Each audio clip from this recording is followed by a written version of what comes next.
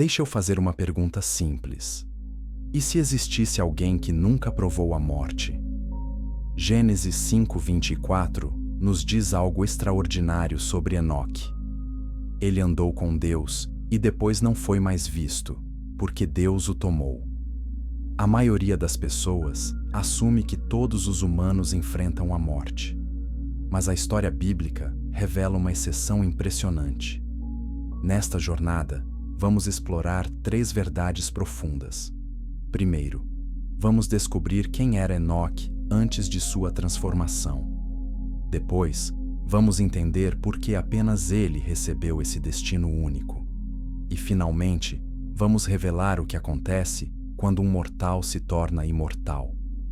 E quando compreendermos essa primeira camada, a história real começa. Enoque vivia numa época onde a maldade crescia na terra. As Escrituras revelam que ele era diferente dos outros homens. Enquanto seus contemporâneos se perdiam em pecado, Enoque escolhia um caminho diferente. Ele andava com Deus. Mas o que isso realmente significa? Textos antigos confirmam que Enoque não apenas acreditava em Deus. Ele vivia em comunhão constante com o divino. Cada decisão que tomava refletia essa conexão profunda. Estudiosos debatem se isso era algo natural ou conquistado através de disciplina espiritual. A vida de Enoque não era fácil. Ele enfrentava as mesmas tentações que qualquer pessoa, mas algo dentro dele era diferente. Ele via além do mundo físico. Quando as pessoas ao seu redor buscavam riqueza e poder, Enoque buscava justiça e verdade. Ele ajudava os necessitados sem esperar recompensa. Visitava os doentes quando ninguém mais se importava. Defendia os oprimidos mesmo quando isso o colocava em perigo. E tudo isso enquanto mantinha uma família e suas responsabilidades diárias. O que separava Enoque dos profetas que viriam depois?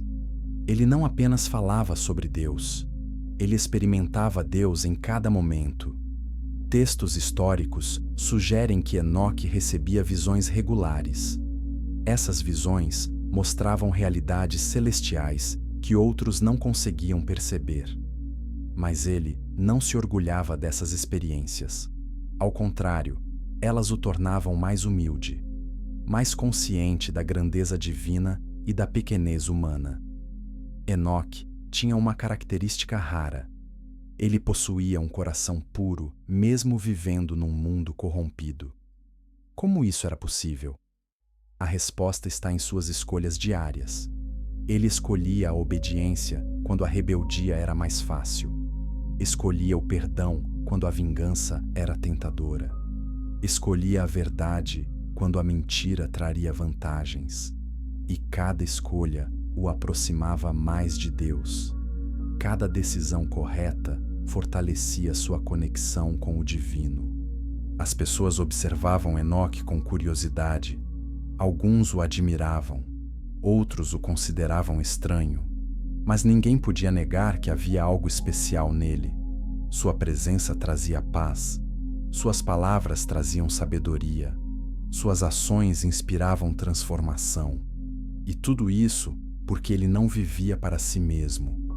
Ele vivia para um propósito maior, um propósito que ainda não compreendia completamente, mas que logo seria revelado de forma impressionante. Inscreva-se neste canal para descobrir verdades bíblicas que vão transformar sua compreensão das Escrituras. A história de Enoque está apenas começando, e o que vem a seguir vai desafiar tudo o que você pensava saber sobre o destino humano. Capítulo 2.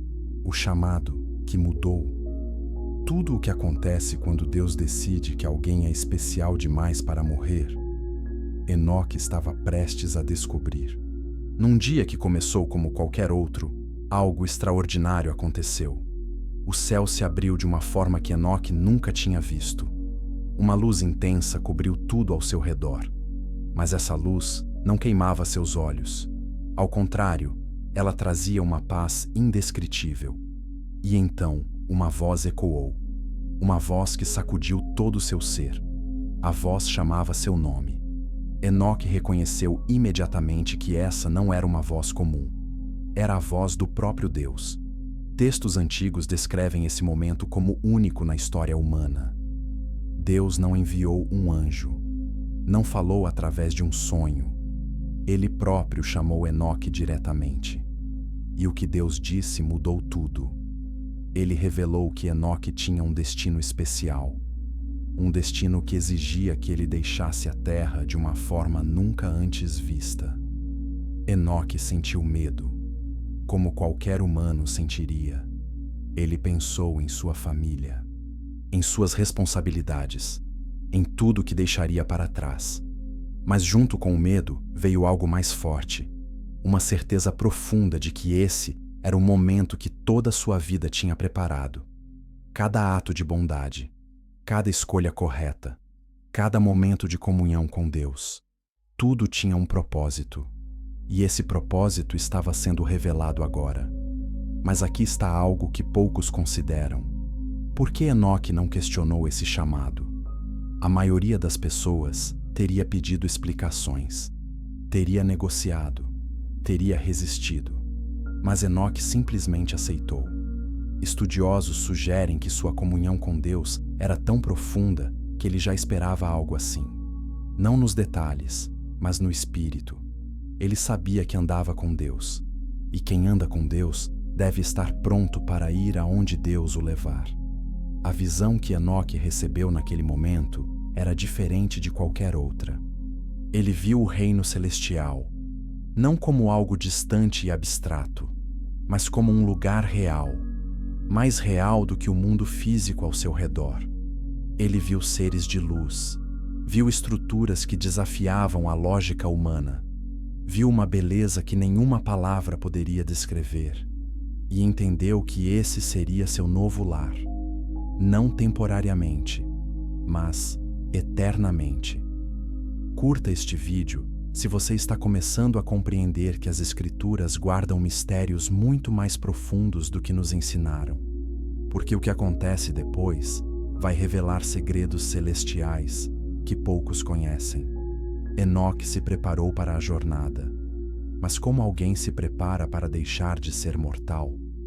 Textos históricos sugerem que houve um período de transição, dias onde Enoque experimentou mudanças em seu corpo e espírito, mudanças que o preparavam para existir num plano diferente de realidade. Ele sentia sua conexão com o mundo físico enfraquecendo, e sua conexão com o espiritual se fortalecendo. Era como se duas realidades estivessem convergindo nele. As pessoas ao redor de Enoque notaram as mudanças. Ele parecia diferente. Sua pele brilhava com uma luz suave. Seus olhos viam além do visível. Suas palavras carregavam um peso de eternidade. Alguns ficaram assustados, outros ficaram maravilhados. Mas todos sabiam que algo impossível estava acontecendo. Algo que confirmava tudo que Enoque tinha ensinado sobre a realidade de Deus. E então chegou o momento final. O momento em que Enoque deixaria a terra para sempre. Capítulo 3. A jornada, através do portal divino. Como é atravessar a barreira entre o mortal e o eterno? Enoque estava prestes a experimentar isso. Um portal de luz pura se abriu diante dele. Não era como uma porta comum. Era como se o próprio tecido da realidade estivesse se rasgando, revelando o que sempre esteve lá, mas oculto dos olhos humanos.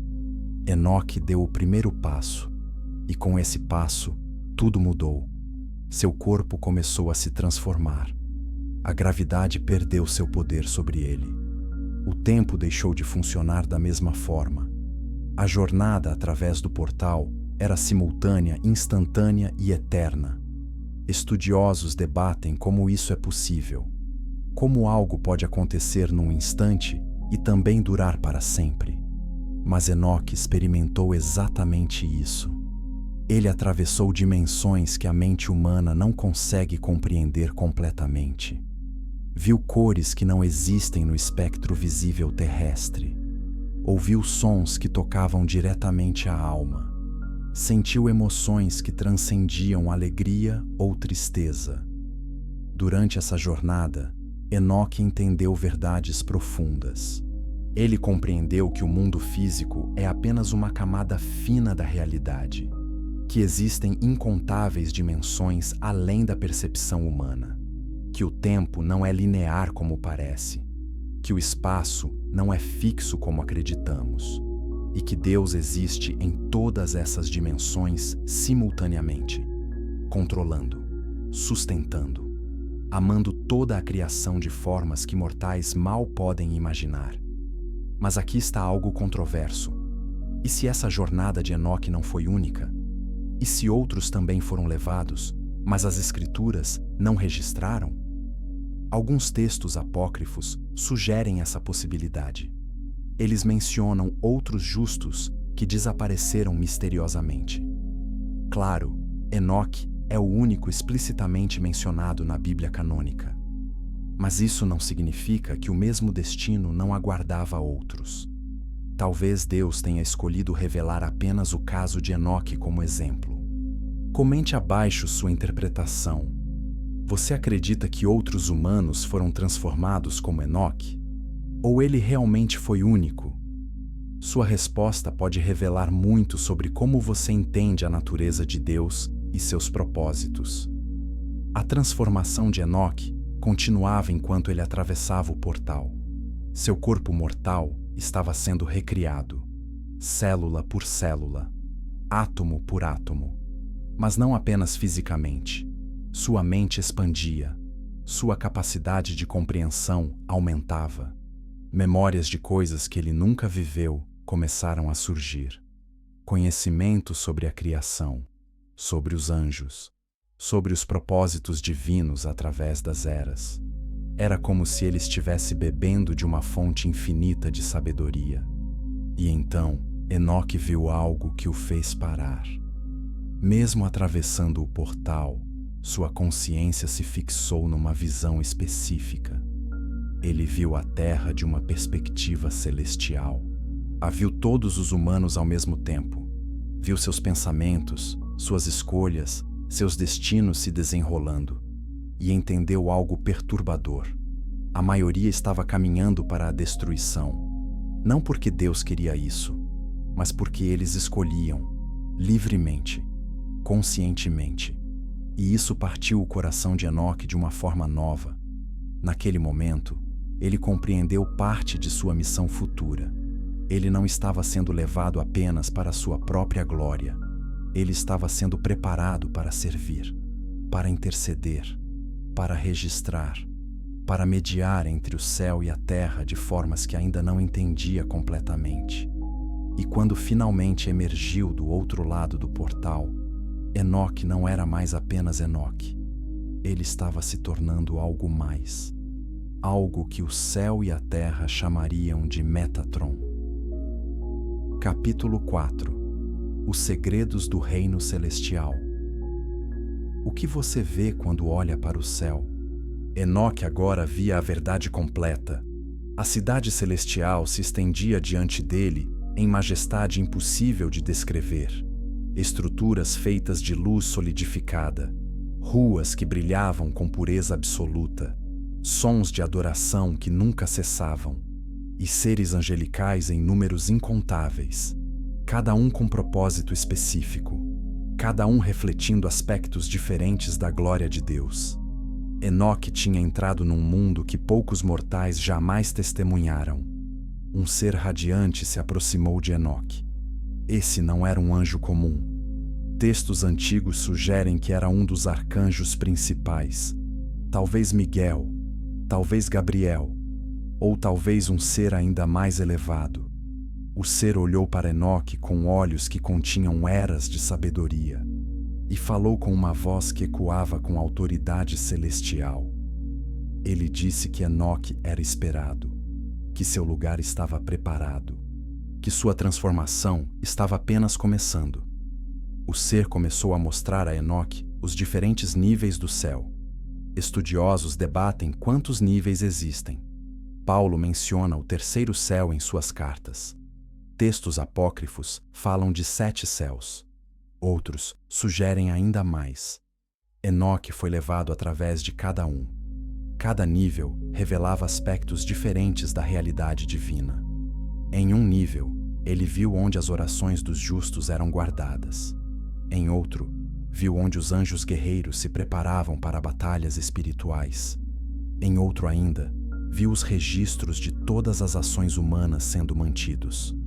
Mas o que mais impressionou Enoque não foram as maravilhas arquitetônicas, nem os seres poderosos. Foi a presença de Deus. Ela permeava tudo, não como algo distante ou abstrato, mas como realidade viva e pulsante. Enoque sentia essa presença em cada partícula de seu novo ser.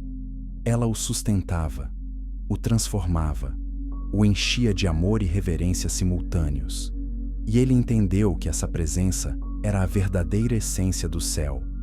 Tudo mais era apenas reflexo dela. Compartilhe este vídeo com alguém que precisa entender que o céu não é apenas um conceito religioso. É um lugar real, com propósitos reais e destinos reais, aguardando aqueles que escolhem andar com Deus como Enoque andou. O ser angelical então revelou algo crucial a Enoque. Ele explicou que o céu não é apenas onde os salvos vão após a morte. O céu é a central de comando de toda a realidade. É de lá que Deus governa. É lá que decisões sobre nações são tomadas. É lá que o destino humano é moldado em cooperação com o livre-arbítrio das pessoas. E Enoque estava sendo trazido para participar dessa governança, não como mero observador, mas como participante ativo. Enoque teve permissão para fazer perguntas, e ele fez a mais importante. Por que ele? Por que não outros justos que também andaram com Deus? A resposta foi surpreendente. O ser explicou que Enoque possuía uma combinação única de qualidades: pureza de coração, capacidade de compreensão, humildade genuína e algo mais, uma habilidade rara de ver ambos os lados, o divino e o humano, o eterno e o temporal, o celestial e o terrestre. Essas qualidades o tornavam perfeito para a função que aguardava. Mas a revelação mais chocante ainda estava por vir. O ser angelical disse que Enoque não seria apenas um habitante do céu. Ele seria transformado em algo que nenhum humano havia se tornado antes. Ele seria elevado acima dos anjos comuns, receberia autoridade que rivalizaria com os próprios arcanjos, e seu novo nome seria Metatron, o escriba de Deus, a voz do Altíssimo, o mediador entre o trono divino e toda a criação. Capítulo 5. A primeira lição: luz e trevas. Por que Deus permite que a escuridão exista? Essa foi a primeira lição profunda que Enoque precisava aprender. O ser celestial o levou a um lugar especial, um lugar onde luz e trevas coexistiam sem se misturar, como óleo e água, mas ambos necessários, ambos servindo propósitos divinos. Enoque observava fascinado. Sua mente humana sempre pensara nas trevas como puramente más, como algo a ser eliminado, mas agora estava aprendendo uma verdade mais complexa. A luz só é reconhecida porque as trevas existem. Sem contraste, não há compreensão. Sem escolha entre luz e escuridão, e não há livre-arbítrio real. Deus poderia ter criado um mundo apenas de luz, mas isso eliminaria a possibilidade de escolha genuína. E sem escolha, não há amor verdadeiro, porque amor forçado não é amor, é obediência mecânica. Deus deseja seres que o escolham livremente, e para isso, a alternativa precisa existir. Mas aqui está o que deixou Enoque perturbado. As trevas não são apenas ausência de luz. Elas têm substância própria, propósito próprio. Textos antigos confirmam que a escuridão foi criada com intenção. Isaías 45:7 revela algo surpreendente. Deus forma a luz e cria as trevas, cria o bem-estar e cria a adversidade. Isso não significa que Deus seja autor do mal moral, mas que Ele criou um universo onde o mal é possível, onde a oposição a ele pode existir.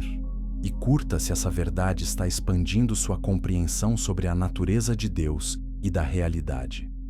Porque o que vem agora vai desafiar ainda mais suas suposições sobre bem e mal. O ser celestial, então, mostrou algo a Enoque. Ele revelou que as trevas servem como ferramenta de refinamento.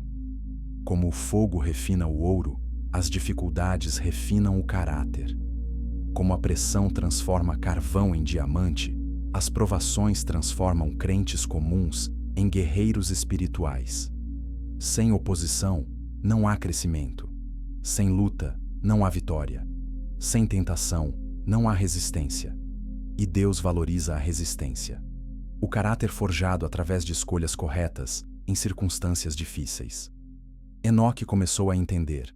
Sua vida terrena tinha sido cheia de escolhas entre luz e trevas. E cada vez que escolheu a luz, ele se tornou mais forte, mais sábio, mais preparado para o destino que agora estava abraçando. Se sua vida tivesse sido fácil, ele não estaria aqui. A dificuldade foi o cinzel que esculpiu sua alma na forma que Deus desejava.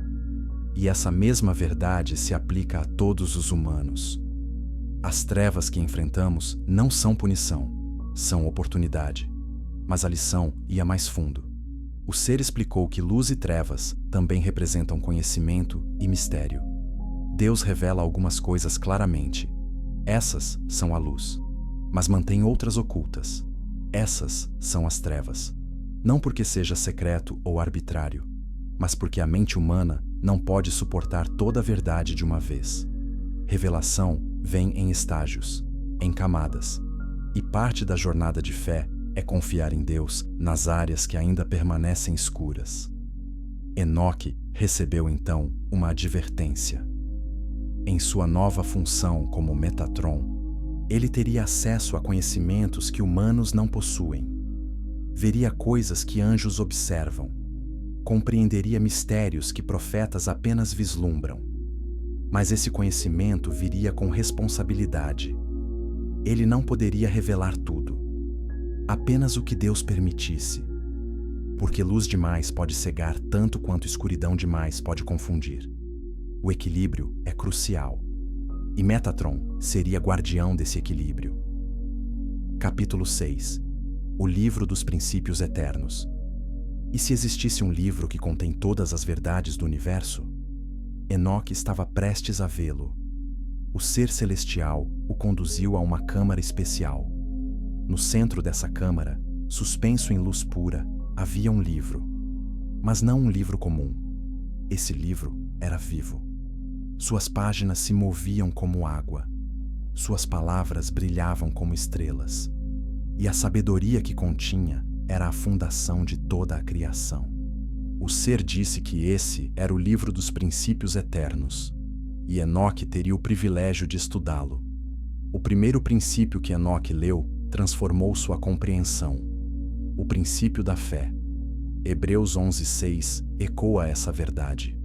Sem fé é impossível agradar a Deus. Mas o livro revelava camadas mais profundas. A fé não é apenas crença intelectual. É a substância que conecta o reino espiritual ao físico.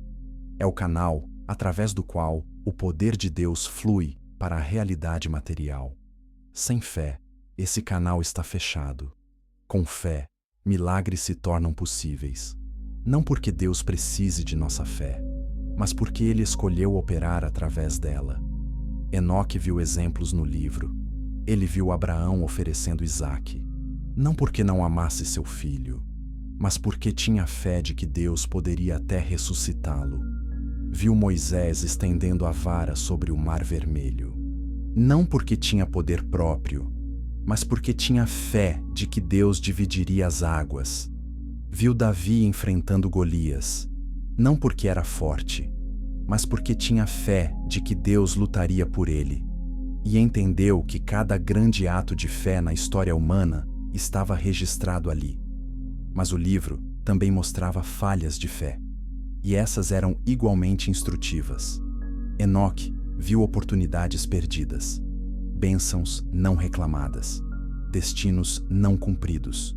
Tudo porque alguém duvidou no momento crucial, porque permitiu que o medo superasse a confiança, porque escolheu a lógica humana ao invés da promessa divina. E cada falha tinha consequências, não apenas para a pessoa, mas para gerações futuras. Porque fé ou sua ausência cria ondas que se espalham através do tempo. Inscreva-se agora para não perder os próximos capítulos. Porque o que Metatron vai descobrir sobre seu papel eterno vai chocar você e transformar sua compreensão do plano de Deus.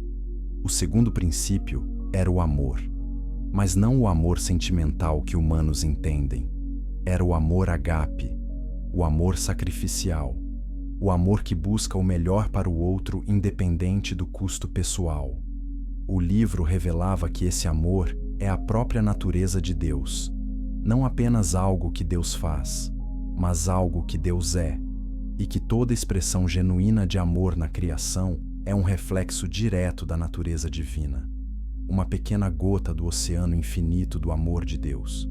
O terceiro princípio era a justiça, e aqui Enoque enfrentou um paradoxo. Como Deus pode ser amoroso e justo simultaneamente? Como pode perdoar e também punir?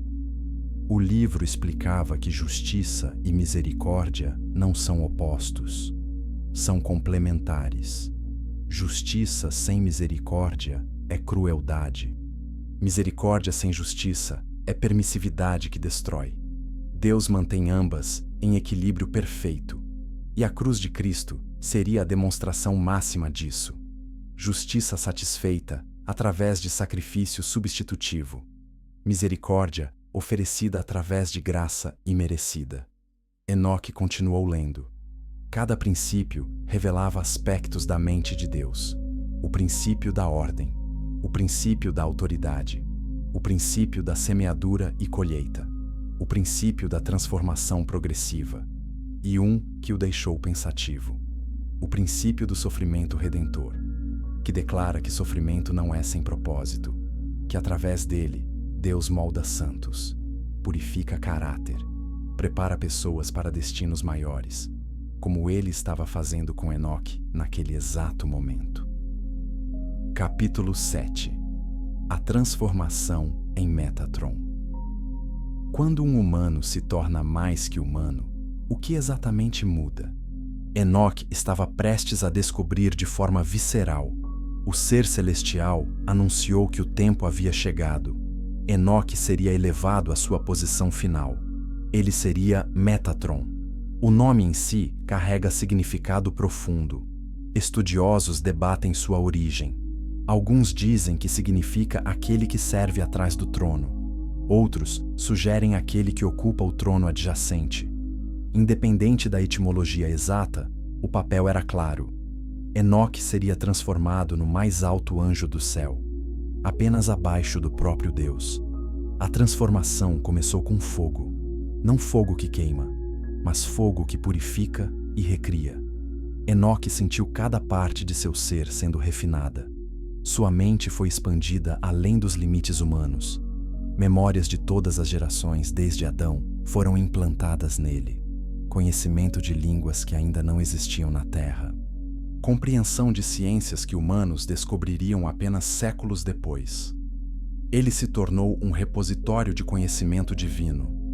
Seu corpo foi completamente transformado. Não mais carne e sangue, mas algo novo. Textos apócrifos descrevem que Metatron possui 72 nomes, cada nome representando um aspecto diferente de sua função. Ele recebeu asas como os serafins, olhos que podiam ver através de todas as dimensões, voz que podia falar com autoridade divina delegada, e presença que comandava respeito até de anjos antigos. Mas a transformação mais profunda era interna. O coração de Enoque foi preenchido com os propósitos de Deus, de forma que nunca experimentara como mortal. Ele não apenas conhecia a vontade de Deus, ele a sentia. Ela pulsava através dele. Tornou-se parte de sua essência. E com isso, veio algo assustador.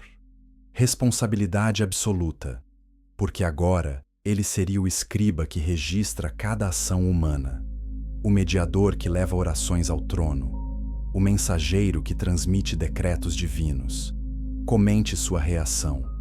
Como você se sentiria recebendo esse nível de responsabilidade? Saber que cada registro que você faz pode afetar destinos eternos? Enoque, agora Metatron, recebeu ferramentas para seu ofício. Uma caneta que nunca se gasta, tinta que nunca seca, livros que nunca se enchem e acesso ilimitado ao trono de Deus. Ele poderia entrar na presença divina de forma que até arcanjos fazem com reverência, porque sua função exigia essa proximidade. Ele precisaria ouvir diretamente de Deus, receber instruções diretas e transmiti-las com precisão absoluta. Mas havia um preço. Metatron nunca mais poderia retornar à forma humana. Nunca mais experimentaria as limitações que agora compreendia tão bem. Ele estava para sempre separado da experiência mortal. Isso o tornava único entre os anjos. Eles nunca foram humanos. Não conheciam a luta da carne. Mas Metatron conhecia. Ele lembrava da tentação, da dúvida, do cansaço físico. E essa memória o tornaria compassivo de formas que anjos puros não podiam ser. O ser celestial, então, fez Metatron uma pergunta final antes de assumir seu posto. Você está preparado para ser a ponte entre dois mundos? Para carregar o peso de conhecer o fim desde o princípio? Para observar a humanidade falhando repetidamente, mas nunca poder intervir diretamente? Metatron pensou profundamente. E então respondeu com a mesma fé simples que sempre teve. Se Deus me escolheu, Ele me capacitará. E com essa declaração, sua transformação estava completa. Capítulo 8. O peso da coroa celestial. Poder absoluto acompanhado de responsabilidade absoluta. Essa era a realidade de Metatron agora. Ele estava diante do trono de Deus, algo que poucos seres testemunham. O trono não era feito de material físico, era construído de glória pura, luz que tinha substância, santidade que tinha forma, e dele emanava a presença de Deus de maneira tão intensa que até anjos cobrem seus rostos. Mas Metatron tinha que olhar, porque sua função exigia que ele visse, que compreendesse, que registrasse. A primeira tarefa de Metatron foi receber o livro da humanidade. Não um livro literal, mas o registro vivo de cada alma que já existiu ou existirá. Nomes, escolhas, consequências, destinos, tudo estava ali. E Metatron seria responsável por manter esse registro atualizado. Cada segundo, cada decisão, cada pensamento relevante, tudo precisava ser registrado com precisão absoluta, sem viés, sem julgamento pessoal, apenas verdade objetiva. Mas como alguém faz isso sem ser esmagado pelo peso? Metatron via milhões de pessoas simultaneamente. Via suas lutas, seus pecados, suas vitórias, suas falhas, e não podia fazer nada além de registrar. Ele via mães orando por filhos rebeldes, registrava. Via homens justos sendo perseguidos, registrava. Via inocentes sofrendo, registrava. E cada registro parecia arrancar pedaços de sua alma, mesmo que ela fosse agora imortal. Compartilhe este vídeo se você está começando a entender que ser próximo de Deus não significa vida fácil. Às vezes significa carregar pesos que outros nem imaginam existir. Metatron teve dúvida. Sim, mesmo transformado, ele duvidou. Questionou se conseguiria cumprir essa função, se tinha capacidade para carregar esse fardo. E é aqui que algo maravilhoso aconteceu. Um anjo veio até ele, não para repreendê-lo, mas para encorajá-lo. O anjo explicou que dúvida não é falha, é honestidade. Reconhecer limitações não é fraqueza, é sabedoria, e que Deus não espera perfeição imediata, espera disposição para aprender, para crescer, para confiar. O anjo lembrou Metatron de sua jornada, como ele começou apenas como Enoque, um homem simples, mas que escolheu andar com Deus. E essa escolha consistente, dia após dia, o trouxe até aqui. A mesma consistência o sustentaria agora. Ele não precisava fazer tudo perfeitamente de uma vez. Precisava apenas dar um passo de cada vez, uma tarefa de cada vez, um registro de cada vez. E Deus estaria com ele em cada momento. Metatron então compreendeu algo profundo. Sua transformação não estava completa. Nunca estaria. Ele continuaria crescendo, aprendendo, amadurecendo, por toda a eternidade. Porque a eternidade não é estagnação. É desenvolvimento infinito, possibilidades infinitas. E ele tinha a honra de experimentar isso de forma única, como a ponte entre humanidade e divindade, como aquele que conhece ambos os lados intimamente. Ele olhou novamente para o trono, e desta vez viu algo diferente. Não apenas majestade, mas misericórdia. Não apenas poder, mas paciência. Deus não estava exigindo perfeição imediata de Metatron, assim como não exige de nenhum de seus servos. Ele fornece graça para crescimento, tempo para amadurecimento e presença constante para suporte. Metatron respirou fundo, ou o equivalente celestial disso, e aceitou plenamente seu papel. Capítulo 9. Testemunha da humanidade. O que você veria se pudesse observar todas as pessoas ao mesmo tempo? Metatron agora via exatamente isso. Sua consciência expandida abrangia toda a humanidade simultaneamente. Cada pessoa era como um fio num imenso tapete, e ele via o padrão completo. Alguns fios brilhavam com luz intensa, vidas dedicadas a Deus, escolhas que refletiam caráter divino, amor sacrificial em ação. Esses fios traziam beleza ao tapete, mas outros fios eram escuros, vidas consumidas por egoísmo, escolhas que causavam destruição, ódio e violência espalhando veneno. E esses fios ameaçavam manchar todo o padrão. Metatron registrava ambos sem parcialidade, mas seu coração, que ainda lembrava de ser humano, sofria com cada fio escuro. Ele queria intervir, queria gritar avisos, queria forçar as pessoas a escolherem melhor. Mas não podia. Essa era a lição mais difícil. Observar sem interferir, testemunhar sem controlar, respeitar o livre-arbítrio mesmo quando as pessoas escolhem mal. Textos antigos revelam que essa é uma das maiores lutas dos anjos. Eles veem o quadro completo, conhecem as consequências das escolhas humanas, mas são proibidos de remover o livre-arbítrio, porque Deus valoriza a liberdade acima de conforto temporário. Curta se você está percebendo que Deus respeita suas escolhas mais do que você imagina, mesmo quando elas são destrutivas, porque Ele deseja amor genuíno, não obediência robótica. Metatron observou histórias específicas que o marcaram. Ele viu um pai orando fielmente por um filho pródigo por 20 anos. Cada oração registrada, cada lágrima contada. E então, finalmente, o filho voltou. O pai nunca soube, mas suas orações mobilizaram forças celestiais. Anjos foram designados para proteger aquele filho, para criar circunstâncias que eventualmente o trariam de volta.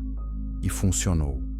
Essa história encheu Metatron de esperança, mas ele também viu o oposto. Viu pessoas que tinham tudo, bênçãos abundantes, oportunidades infinitas, pessoas orando por elas, e ainda assim escolheram rejeitar Deus. Escolheram o caminho da destruição. E Metatron tinha que registrar esses destinos também. Tinha que aceitar que nem todos serão salvos. Não porque Deus não quer, mas porque eles não querem. E Deus não força ninguém ao céu. Uma situação particularmente perturbou Metatron. Ele viu uma criança sofrendo, inocente, pura, mas nascida em circunstâncias terríveis, abuso, negligência, dor constante. E Metatron não entendia. Por que Deus permite isso? Por que não intervém? Ele levou essa questão ao trono, e a resposta que recebeu foi ao mesmo tempo reconfortante e desafiadora. Deus explicou que ele vê além do temporal, que o sofrimento de alguns produz compaixão em outros, que injustiça aqui será compensada na eternidade, e que livre-arbítrio significa que pessoas podem causar dor, mas justiça virá. Metatron não ficou completamente satisfeito com essa resposta, mas aprendeu a confiar. Aprendeu que nem todas as perguntas têm respostas que mentes finitas podem compreender, e que parte da fé é confiar no caráter de Deus, mesmo quando não entendemos seus métodos. Ele continuou seu trabalho, registrando, observando, testemunhando e, ocasionalmente, quando permitido, intercedendo por aqueles que seu coração ainda amava profundamente. Capítulo 10. O enigma do livre-arbítrio. Se Deus sabe o que cada pessoa vai escolher, elas realmente têm livre-arbítrio? Essa questão filosófica se tornou realidade vivida para Metatron. Ele tinha acesso aos registros, via o passado, presente e possibilidades futuras. E isso criava um paradoxo em sua mente. Como reconciliar conhecimento divino prévio com escolha humana genuína? Se Deus já sabe quem será salvo, por que o processo todo? Por que não simplesmente criar apenas os salvos? O ser celestial que o mentoreava explicou cuidadosamente. Conhecimento prévio não é causação. Deus vê todas as linhas temporais simultaneamente. Passado, presente e futuro são todos agora para Ele. Então, Ele vê suas escolhas não porque as predeterminou, mas porque Ele existe fora do tempo linear. É como assistir uma gravação. Você vê o que acontece, mas não causou os eventos. Você apenas observa conhecendo o resultado. Mas Metatron pressionou mais. E as profecias? Elas não predeterminam eventos? A resposta foi surpreendente. Profecias são declarações de intenção divina baseadas em conhecimento completo de todas as variáveis. Deus não força os eventos, mas conhece tão perfeitamente os padrões humanos e as circunstâncias que pode prever com certeza absoluta. É como um mestre enxadrista jogando contra um iniciante. Ele sabe que vai ganhar não porque trapaceou, mas porque sua habilidade é infinitamente superior. Inscreva-se para mais revelações que vão desafiar sua teologia e aprofundar sua fé. O capítulo final vai revelar o legado eterno de Enoque e o que isso significa para você hoje. E quanto à eleição, Romanos 8 fala sobre predestinação. Como isso se encaixa? Metatron aprendeu que há mistério aqui que até anjos não compreendem completamente. Deus escolhe alguns para propósitos específicos, mas Ele também oferece salvação a todos. Ambos são verdadeiros simultaneamente. Como isso funciona exatamente? É um dos mistérios que permanece parcialmente nas trevas. Luz suficiente para confiar. Escuridão suficiente para exigir fé. Metatron, então, viu algo que o ajudou a aceitar o mistério. Ele viu a cruz. Viu Cristo morrendo. E entendeu que a cruz prova que Deus deseja que todos sejam salvos. 1 Timóteo 2,4 confirma isso. Deus quer que todos cheguem ao conhecimento da verdade. Se Ele predestinasse alguns para a condenação, a cruz seria desnecessária. Mas a cruz demonstra amor universal, convite universal e, portanto, responsabilidade universal. As pessoas não são condenadas porque não foram escolhidas. São condenadas porque rejeitam a escolha oferecida, como um prisioneiro que recusa o perdão. O perdão está disponível. A porta está aberta. Mas ele precisa escolher atravessar. E alguns, por razões que apenas eles conhecem, se recusam. Escolhem permanecer na prisão. E Deus, respeitando sua liberdade, permite essa escolha, mesmo que isso parta seu coração. Metatron finalmente fez as pazes com o paradoxo.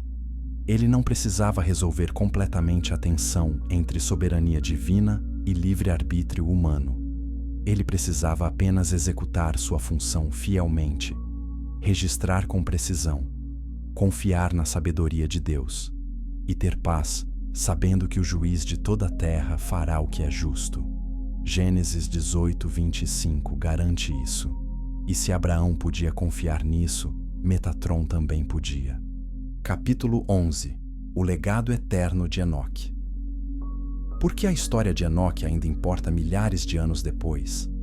Porque ela revela verdades eternas sobre o caráter de Deus e as possibilidades humanas.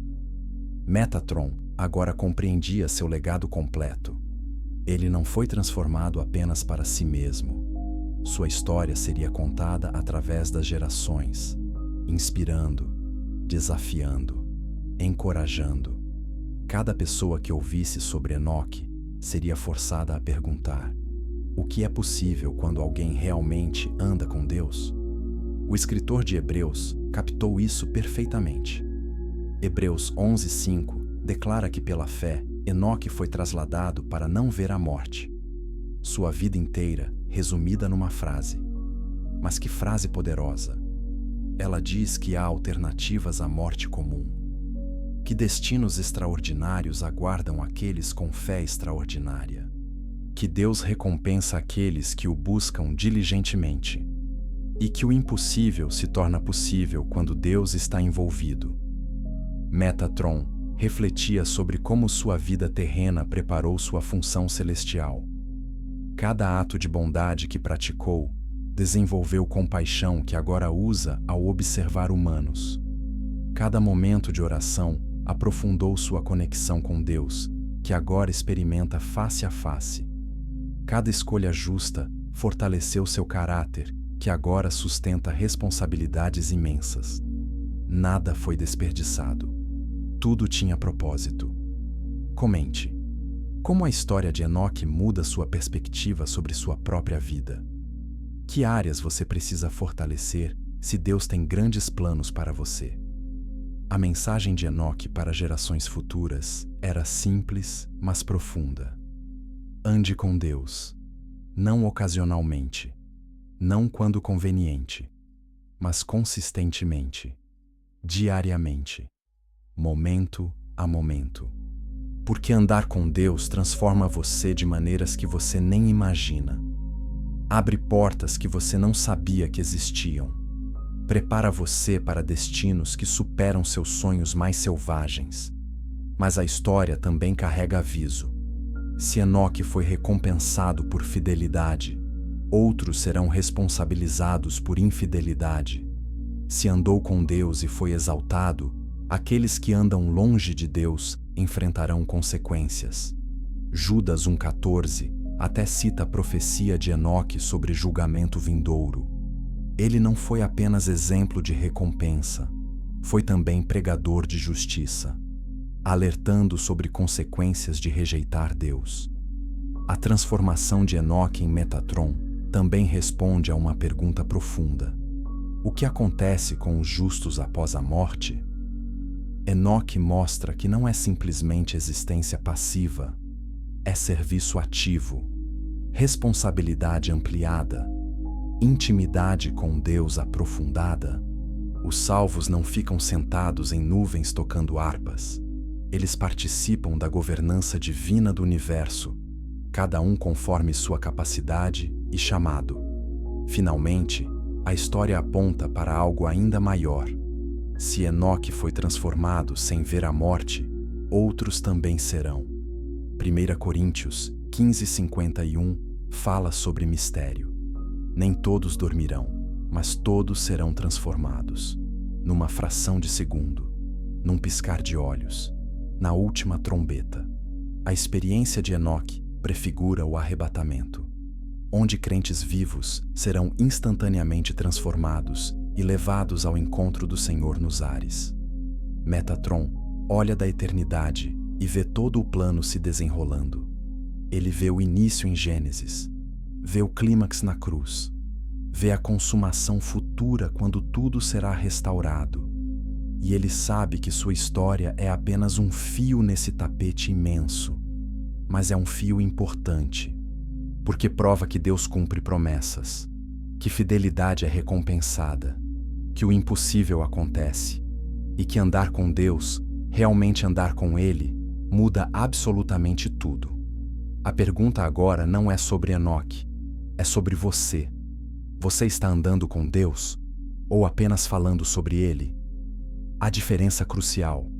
Enoque não apenas acreditava em Deus, ele vivia com Deus. Cada decisão passava pelo filtro da presença divina. Cada relacionamento refletia o caráter de Deus. Cada momento era vivido com consciência da eternidade. Se você fizer o mesmo, seu destino pode não ser exatamente como o de Enoque. Afinal, sua função é única, mas será igualmente significativo, igualmente recompensador, igualmente eterno. Porque Deus não tem favoritos, Ele tem íntimos. E qualquer pessoa pode escolher se tornar íntima de Deus, através de Jesus Cristo, através do Espírito Santo, através da palavra, através de escolhas diárias de obediência e fé. Deixe seu like se esta jornada através da história de Enoque impactou sua fé. Compartilhe com alguém que precisa entender que Deus ainda transforma vidas hoje. E inscreva-se, porque continuaremos explorando mistérios bíblicos que a maioria nunca descobre. A história de Metatron pode ter terminado, mas sua história com Deus está apenas começando. Faça valer cada capítulo.